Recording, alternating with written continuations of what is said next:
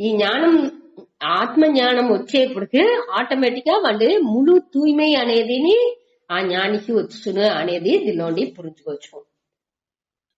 వాళ్ళకి ఈ తూய்மை అనేది వాళ్ళకి బలహీనంగా అగిరాకూడదు. కరెక్ట్ పెట్టాలా, దీని ఇది నీటనే చెయ్యాలా, దీని నీట చెయ్యాలా అట అనేసి ఆ దిల్లోనే మనసు బయట దిల్లోనే సక్కవకూడదు అనేదిని ఆ హెచ్చరికై మనకు ఉండాలి.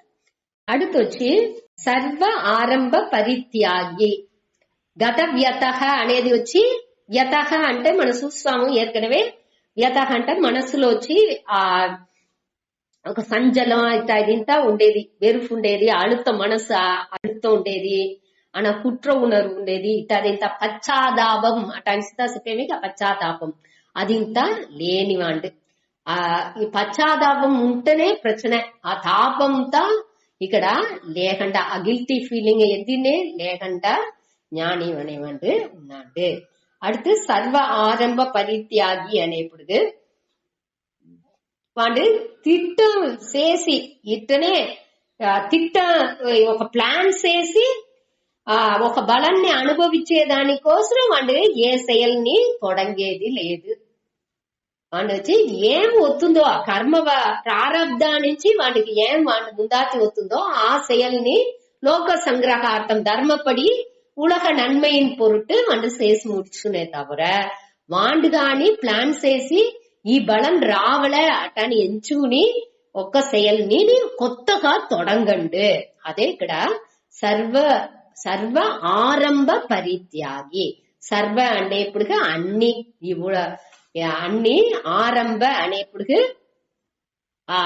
కొత్తగా ఆరంభించేది. ఈ ఉలగాలో செயல் చేసేదానికి కొత్తగా వండు ఏది నేను ప్లాన్ చేసి ఇట్టనే చెయ్యాలనిసిద్దా వండు ఆరంభించండు అని. అదే ఇక్కడ ముఖ్యంగా చెప్పారు.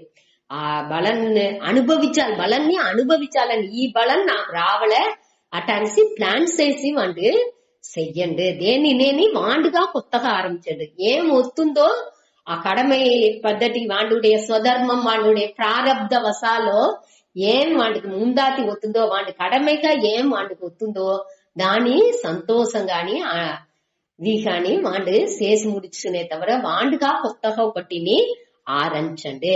దీనిలోనే ఇచ్చా ప్రారబ్ధం, అనిచ్చా ప్రారబ్ధం, పర ఇచ్చా ప్రారబ్ధం అటానిసి 3 విధంగా ప్రారబ్ధాన్ని చెప్తారు.